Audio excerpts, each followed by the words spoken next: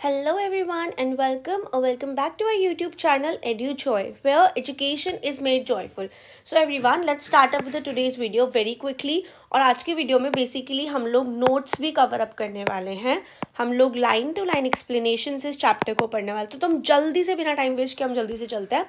Also I would request everyone कि हम ये चैप्टर स्टार्ट करने से पहले please to subscribe to my channel because मुझे उससे बहुत मोटिवेशन मिलता है to put more videos. Also do like my channel, comment करना आप लोग को वीडियो कैसी लगी. चलो let's get started with this. आज हम स्टार्ट करने वाले हैं क्लास 8th का SST geography chapter number 4 industries. तो हम लोग स्टार्ट करते हैं चैप्टर.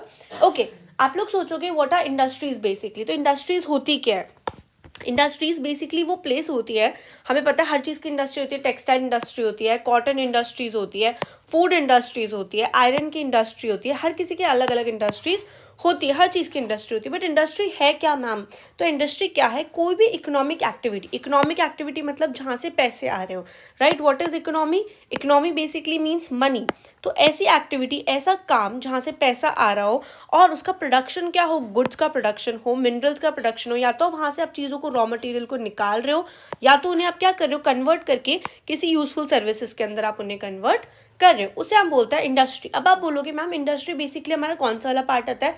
तो बेटा हमने पढ़ा था एक चैप्टर के अंदर प्राइमरी एक्टिविटीज़ होती है और एक होती है secondary activities. I hope you all remember this.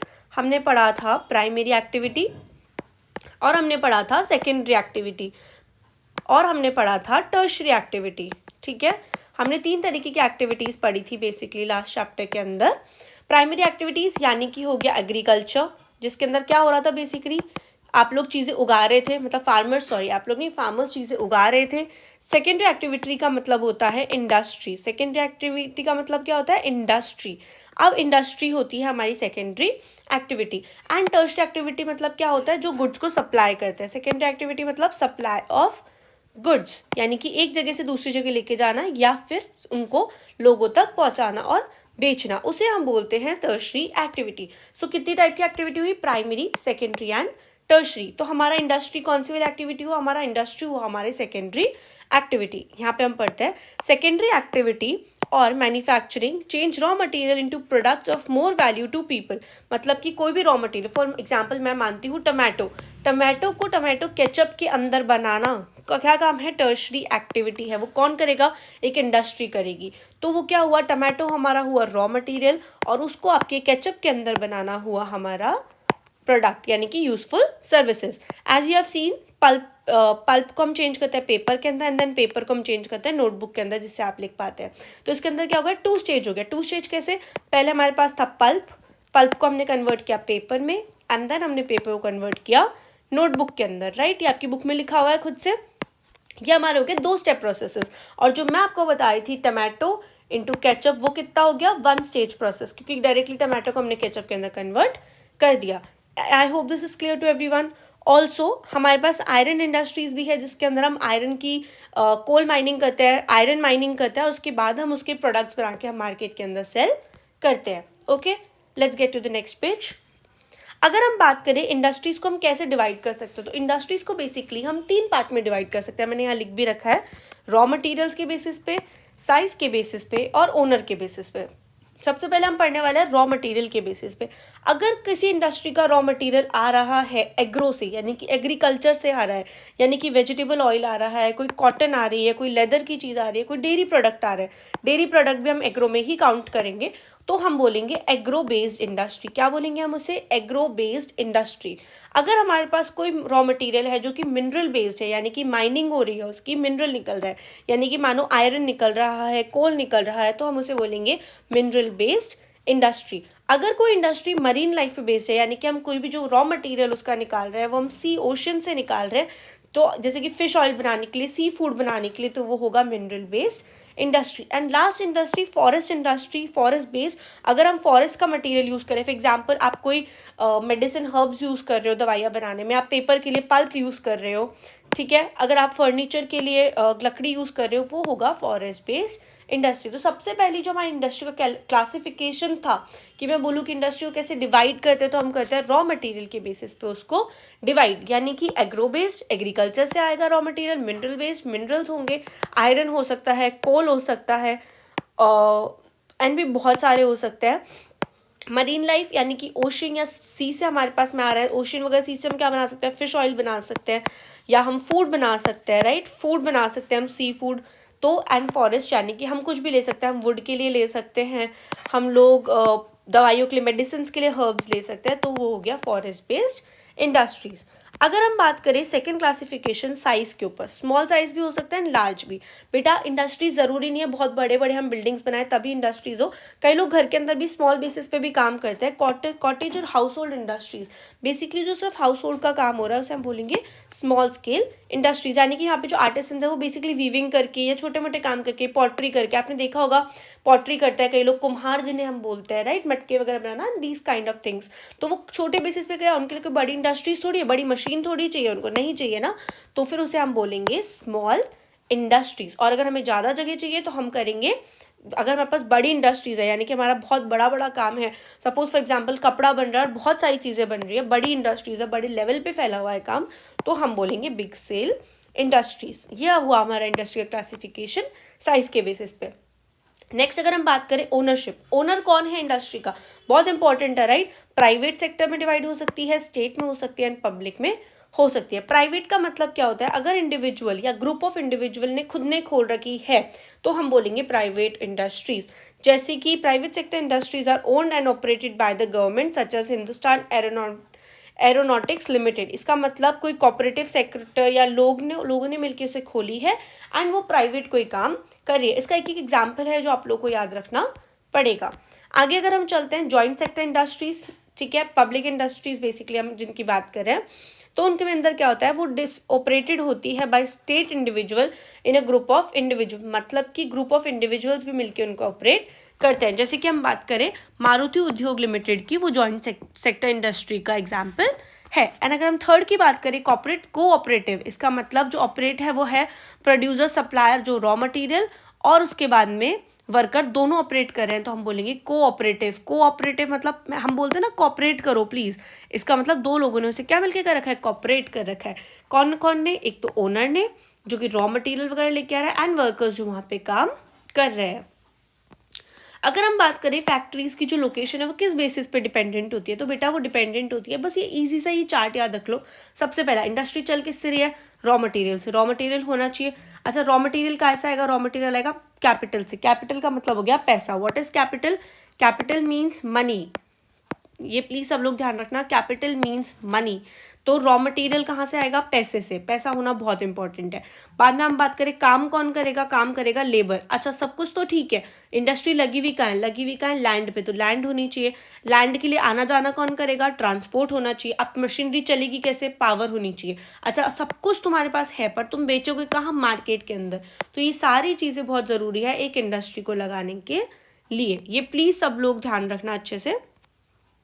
Next आगे हम लोग बात करें इंडस्ट्रियल सिस्टम की। अगर हम बात करें इंडस्ट्रियल सिस्टम तो क्या होता है, इनपुट जो होता है वो रॉ मटेरियल होता है, फिर लेबर लगती है, लैंड की कॉस्ट आती है, ट्रांसपोर्ट लगेगा, बिजली लगेगी और बाकी चीज़ें भी देखी जाती है। तो जो प्रोसेस है उसके अंदर वाइड रेंज ऑफ एक्टिविटी आती है जिसमें रॉ मटेरियल को कन्वर्ट करते हैं हम फिनिश्ड प्रोडक्ट्स के अंदर ही, मैंने आपको पहले भी बता दिया था। और जो आउटपुट होता है उससे जो इनकम आती है वो बाकी सब चीज़ों के अंदर डिवाइड हो जाती है। In case of textile the input may be cotton, human labour, factory, transport, cost.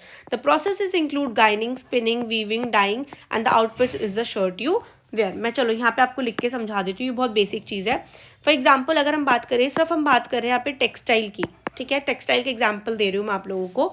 इसके अंदर आप लोगों का इनपुट क्या होगा, व्हाट इज़ योर इनपुट, आपका इनपुट होगा कि आप लोग क्या दे रहे हो, कॉटन दे रहे हो, ठीक है, आप लोग क्या दे रहे हो, लेबर दे रहे हो, और आप लोग क्या दे रहे हो, फैक्ट्री को उसको जगह दे रहे हो। अगर मैं बात करूँ इसके बीच का प्रोसेसिंग, ठीक है, इसके बीच की अगर मैं प्रोसेस की बात करूँ तो प्रोसेस क्या होगा, इसके अंदर वीविंग होगा, ठीक है, आप कपड़े को डाई भी करोगे, ठीक है, आप स्टिचिंग भी करोगे उसकी, राइट, स्टिचिंग करनी पड़ेगी। एंड इसका जो आउटपुट निकलेगा वो क्या निकलेगा, शर्ट या जो भी आपने XYZ टी शर्ट या जो भी आप पहन रहे हो उसका क्या होगा, आउटपुट होगा। तो ये बेसिक प्रोसीजर्स है जो आप लोग को एक इंडस्ट्री के अंदर देखने को मिलेंगे। इंडस्ट्रियल रीजन्स हमने बात की थी, इंडस्ट्री कौन कौन से रीजन्स के अंदर होती है, जहाँ पे हम कैसी जगह पे होती है इंडस्ट्री, जहाँ पे लोग ज़्यादा से ज़्यादा आके क्या कर सके, काम कर सके, जहाँ पे लोगों को ट्रांसपोर्ट भी इजीली अवेलेबल हो और लोग आके काम करना भी चाहेंगे। इंडिया के अंदर बहुत सारी इंडस्ट्रीज है, ये हमें बहुत इंपॉर्टेंट है याद रखना। मुंबई के अंदर है, पुणे के अंदर है, Bangalore, Tamil Nadu, Hooghly region, Ahmedabad, Chota Nagpur industrial belt, Visakhapatnam belt, Gurgaon, Delhi, Meerut region, Kolkata, यहाँ पे बहुत सारी इंडस्ट्रीज अवेलेबल है। अगर हम बात करें इंडस्ट्रियल डिजास्टर की, कि इंडस्ट्री में डिजास्टर भी हमने सुना है, इंडस्ट्री में आग लग गई, एक्सीडेंट्स हो गए, वो कैसे हो जाता है? अब वो किस बेसिस पे होती है? या तो कोई टेक्निकल गलती होगी, यानी कि शॉर्ट सर्किट मानो, ठीक है, तब कोई हो सकता है। बेसिकली मानो कोई गलती हो गई, आग लग गई, ठीक है, या फिर अगर हजार्डियस मटेरियल है उसको ढंग से काम में नहीं लिया गया, तो भी इंडस्ट्रियल डिजास्टर्स हो सकते हैं और बहुत कॉमन है, बहुत ज़्यादा होता है। एक जो सबसे ज़्यादा डिस्कस किया गया, आपके को एग्जाम में आपसे पूछा भी जा सकता है, वो है भोपाल 3 दिसंबर 1984 में हुआ था, अराउंड 12:30 बजे के करीब हुआ था। इसके अंदर क्या हुआ था? बेसिकली पॉइजनस मिथाइल जो है वो हाइड्रोजन साइनाइड के साथ कंबाइन होकर उसने रिएक्ट प्रोडक्ट यूज़ किया था। पेस्टिसाइड की फैक्ट्री थी और वो हुआ था। उसके अंदर टोटल जो डेथ हुई थी वो हुई थी 3598 डेथ हुई थी। या आप लोग को सबको ध्यान रखना है कि इतनी ज़्यादा मास लेवल पे 3,500 लोगों की डेथ होना, ऑलमोस्ट आप मान के चलो 3,600 लोगों की डेथ हुई। और क्यों हुई थी? हाइड्रोजन साइनाइड जो था वो अदर केमिकल के साथ में रिएक्ट कर गया था। उस गैस का नाम था मिथाइल आइसोकाइनेट, MIC से याद रखना। और ये कहाँ पे हुई थी? भोपाल में। इसकी बेसिकली आप लोग को डेट याद रखनी है, ये मेंशन डेट या आप लोग को याद रखनी है इसकी वजह से। और जो लोग बच गए थे, सपोज कोई अगर बच के भी निकल गया था तो उनको ब्लाइंडनेस हो गई थी या फिर उनका इम्यून सिस्टम बहुत ज़्यादा खराब हो गया था, मतलब नुकसान तो काफ़ी बड़े लेवल पे लोगों को हुआ था। एक और इंसिडेंट हुआ था, वो मैं और बता देती हूँ। 23 दिसंबर को हुआ था 2005 के अंदर, जो कि यहाँ का नहीं है, इंडिया का, इसलिए मैंने उसका हाईलाइट नहीं करा, बट इंडिया का आप लोग को याद रखना जरूरी है। चाइना का इंसिडेंट है, इसके अंदर भी 9,000 लोग इंजर्ड थे एंड 243 लोग मारे गए थे। बट उसके अंदर बिकॉज हमारे इंडिया का है, इंपॉर्टेंट है, इसलिए मैंने मार्कअप कर रखा है। अगर हम बात करें रिड्यूस करना, हमें रिडक्शन करना है, हमें कि हम नहीं चाहते कि ज़्यादा हमारे यहाँ पे इंसिडेंट्स हो, हमारे यहाँ पे ज़्यादा दिक्कतें हो इंडस्ट्रीज में, तो उसके लिए हमें क्या करना है? सबसे पहला, डेंसली पॉपुलेटेड एरिया के अंदर कभी भी इंडस्ट्री नहीं बनानी। मतलब बनाओ, मार्केट के पास बनाओ, लेकिन मार्केट है यहाँ पे तो मार्केट के बीच में मत बनाओ, मार्केट के पास बनाओ। नेक्स्ट, पीपल जो अगर रह रहे हैं यहाँ पे तो हजार्डस सब्सटेंसेस जो है उनको बहुत ध्यान से काम में लेना है, फालतू उनसे ज़्यादा केयरलेसली काम में उनको नहीं लेना है। फायर वार्निंग सिस्टम जो है वो अपडेट हो जाना चाहिए कि अगर सपोज करो ये इंडस्ट्री है, इसके इस कोने में आग लगी, तो फायर वार्निंग सिस्टम इतना होना चाहिए कि यहाँ के लोगों को भी पता चल जाए, यहाँ के को भी पता चल जाए, यहाँ के को भी पता चल जाए। नेक्स्ट, अगर हम बात करें स्टोरेज कैपेसिटी जो होनी चाहिए वो लिमिटेड होनी चाहिए। टॉक्सिक सब्सटेंसेस की ज़्यादा स्टोर मत करो, कि सपोज करो अगर एक ही होगा वहाँ पे टॉक्सिक सब्सटेंस तो चलो इतने को तो हम कंट्रोल कर सकते हैं, बट अगर इतने एरिया में टॉक्सिक सब्सटेंस होगा तो हम उसे कंट्रोल नहीं कर सकते। एंड जो पोल्यूशन है वो भी इम्प्रूव हो जाना चाहिए। पोल्यूशन जो इंडस्ट्री से होता है, इंडस्ट्री से कौन सा पोल्यूशन होता है? वाटर, एयर, साउंड भी होता है, राइट, तो वो भी हमें कंट्रोल करना चाहिए। अगर हम बात करें कि मेजर इंडस्ट्रीज कहाँ कहाँ पे है हमारे वर्ल्ड के अंदर, तो वर्ल्ड की मेजर इंडस्ट्रीज जो है वो है iron and steel and textile industry. कपड़ा सबको पता है, and iron and steel. Iron and steel क्यों बहुत इंपॉर्टेंट है? Can anyone answer this question on their own, कि आयरन की जो इंडस्ट्रीज़ है वो क्यों है? क्योंकि बेटा आज जो भी हम बेसिकली चीज़ें यूज़ कर रहे हैं सारी, वो आयरन एंड स्टील से ही बनी हुई है। अगर आप देखोगे आयरन एंड स्टील से बहुत सारी चीज़ें बनी हुई थी। इवन अगर एक बहुत आयरनिकल बात है ये कि मशीन के जो पार्ट्स होते हैं, अगर आपको एक मशीन बनानी है जो आपकी इंडस्ट्री में काम में आएगी, तो मशीन के पार्ट्स भी किससे बने हुए होते हैं? मशीन के पार्ट्स भी बने हुए होते हैं आयरन एंड स्टील से। अगर हम बात करें कि हमारे पास और कौन सी machinery available, the country in which iron and steel industries are basically Germany, USA, China, Japan and Russia.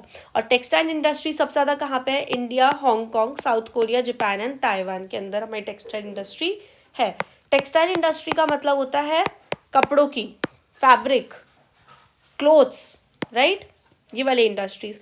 और अगर हम बात करें और IT टेक्नोलॉजीज कहाँ पे, मतलब IT वाली इंडस्ट्रीज कहाँ पे, जो सॉफ्टवेयर में आजकल सब लोग जाना चाहते हैं, वो है हमारी सेंट्रल कैलिफोर्निया, बैंगलोर रीजन, हमारे इंडिया का बहुत फेमस है, आप सब जानते होंगे।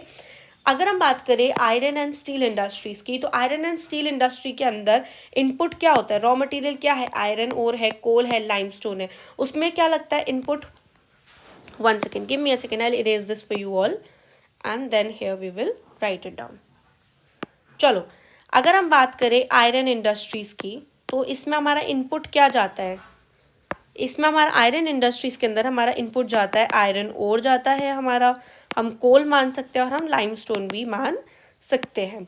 नेक्स्ट अगर हम बात करें और थोड़ा बहुत नहीं, बहुत ज़्यादा लेबर भी हमारा किस में काउंट होता है, हमारा लेबर भी काउंट होता है हमारे इनपुट के अंदर।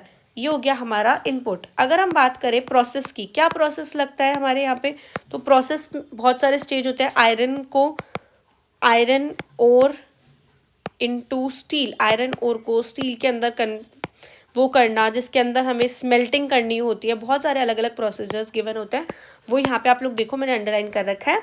एंड अगर हम लास्ट में बात करें कि हमारा आउटपुट क्या आता है, तो हमारा आउटपुट क्या आएगा, what is the output, the parts that you are using, parts जो आप यूज कर रहे हो वो हमारा क्या होता है, आउटपुट होता है। तो ये हो गया हमारा आयरन एंड स्टील इंडस्ट्री के बारे में, उसका इनपुट, उसका प्रोसीजर एंड उसका आउटपुट। स्टील इतना टफ होता है कि उसे हम किसी भी शेप में कट कर सकते हैं, कुछ भी हम उससे वायर वगैरह बना सकते हैं। स्पेशली अलॉय, अलॉय क्या होता है, अलॉय मीन्स मिक्सचर, यहाँ लिख लीजिए आप सब लोग, अलॉय मीन्स मिक्सचर।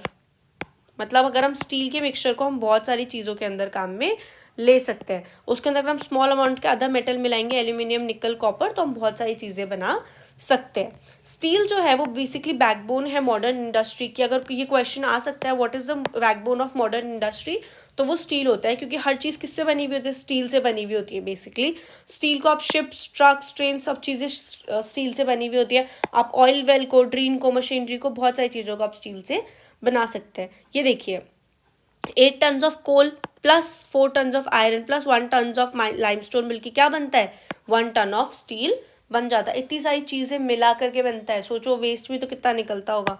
आया ये समझ में। ये देखो from iron ore to steel into blast furnace, ये आपको एक वो गिवन है। नेक्स्ट अगर हम बात करें, in India the iron and steel industry has developed taking advantage of raw material, cheap labour, transport and market. अब इंडिया के अंदर इतनी ज़्यादा क्यों डेवलप हुई है आयरन इंडस्ट्री, क्योंकि वहाँ पे रॉ मटेरियल हमें अवेलेबल है, लेबर जो है वो हमारे यहाँ पे चीप है, ट्रांसपोर्ट भी अवेलेबल है और मार्केट भी हमारे यहाँ पे अवेलेबल है। आज इंडिया के अंदर सबसे ज़्यादा स्टील कहाँ प्रोड्यूस होता है, ये सब लोग ध्यान रखेंगे, it is very very very important. Bhilai, Durgapur, Bumram, Jamshedpur, Rourkela, Bokhara are situated in the regions that are over 4 states। कौन कौन से स्टेट्स है ये, वेस्ट बंगाल, झारखंड, उड़ीसा, छत्तीसगढ़, यहाँ पे हमारे यहाँ पे अवेलेबल होता है। और अगर हम बात करें थोड़ा बहुत हमारे यहाँ पे Tamil Nadu and other important steel utilising local centres हैं जहाँ पे स्टील जाता है। अच्छा, सबसे इंपॉर्टेंट क्वेश्चन और सबसे ज़्यादा पूछा जाने वाला क्वेश्चन है Jamshedpur, very important. Before 1947 there was only one iron steel in the country, Tata iron steel company limited, TISCO. ये जो टिस्को है इसको सब लोग अच्छे से याद कर लो, इसके एब्रीविएशन को, ये सबसे इंपॉर्टेंट है। TISCO was started in 1907 at Sakhi near the confluence of river Subarnakha in and Kharkhari in Jharkhand. Later on, Sakhi was renamed as Jamshedpur. Geographically, Jamshedpur is most conveniently situated iron ore and steel center in India. India के अंदर सबसे ज़्यादा steel कहाँ बन रहा है, सबसे ज़्यादा आयरन कन्वीनियंसली कहाँ पे सबसे ज़्यादा हो रहा है, इन जमशेदपुर। और जमशेदपुर का पुराना नाम क्या था, I hope everyone know, Sakchi, that's known as Sakchi, not Sakchi, that's known as Sakchi. To set up steel plant from several reasons, this place was own. अच्छा, यहाँ पे क्यों लगाया गया स्टील का जो प्लांट है वो साक्षी में ही क्यों लगाया गया, क्योंकि 32 किलोमीटर्स अवे था कालामती स्टेशन से जहाँ पे ये रेलवे लाइन जा रही है, तो ईजी हो गया, यहाँ से स्टील आया, बना स्टील, उसे ले जाना बहुत ईजी हो गया, राइट। और उसके अलावा यहाँ पे जो आयरन वो था डिपॉजिट भी बहुत ज़्यादा था, प्लस ये एक कोलकाता के पास में था, तो मार्केट बहुत अच्छा प्रोवाइड हो रहा था। TISCO gets coal from Jharia, coalfield and iron ore. अब टिस्को को कहाँ से मिल रहा था, वो उसे मिल रहा था झारिया से, झारिया एक प्लेस है, वहाँ से उसे इजीली कोल इजीली मिल पा रहा था, और गवर्नमेंट ने भी उनकी बहुत हेल्प की। In Jamshedpur several other industrial plant were set up after TISCO. Jamshedpur में बाद में और भी ज़्यादा सब इंडस्ट्रियल और भी चीज़ें लगाई गई। दे प्रोड्यूस केमिकल, क्या क्या इंडस्ट्रीज लगाई गई, केमिकल लगाए गए, लोकोमोटिव पार्ट, यानी कि what is locomotive, locomotive parts are vehicle के जो पार्ट्स होते हैं उनको, एग्रीकल्चर को लगाया गया, इक्विपमेंट को लगाया गया, केबल एंड वायर बनाने वाली इंडस्ट्रीज को लगाया गया। The development of iron and steel industry open door to rapid industrialisation. अब देखो यहाँ पे सिर्फ पहले क्या है, एक इंडस्ट्री थी, कितनी इंडस्ट्री थी, एक के खुलने से यहाँ पे आसपास में खूब सारी हो गई। वो बोलते हैं ना खाली जगह पे एक घर बनता है फिर अपना वहाँ पे बसावट होने लग जाती है, same happened here. The Indian iron and steel industry consist of large integrated steel plant as well as mini steel mills. It also includes secondary producers, rolling, milling and ancillary industries. Okay अगर हम बात करें, बाहर भी एक बहुत famous जगह है स्टील इंडस्ट्रीज की, that is in United states of America, the steel industry of Pittsburgh. The steel industry of Pittsburgh is very very very famous. But अगर आप लोग को याद रखना, आप रख सकते हो, इसमें से ज़्यादा क्वेश्चन पुट अप होते नहीं है बेसिकली, बट फिर भी एक बार आप लोग ये वाला पैराग्राफ पूछ लेना, कुछ डाउट पढ़ लेना, कुछ डाउट हो तो नीचे कॉमेंट कर देना। बट मुझे लगता है जमशेदपुर इज़ वेरी इंपॉर्टेंट, तो आप लोग को याद रखना है। जमशेदपुर में क्या याद रखना है कि कब बनी थी, सबसे फर्स्ट थी, कहाँ थी, साक्षी कहाँ है जमशेदपुर, बाद में उसका नाम निकाला गया झारखंड के, वहाँ पे कौन सी इंडस्ट्री थी पहले, वहाँ पे सिर्फ टिस्को थी, ठीक है। टिस्को के बाद में अलग अलग हुई, वहाँ पे डेवलप क्यों थी, वहाँ पे वहीं पे क्यों बनाई गई, क्योंकि वहाँ से रेलवे लाइन बहुत पास थी। टिस्को को आयरन कहाँ से मिल रहा था बेसिकली, ये हम लोगों ने पीछे पढ़ा था।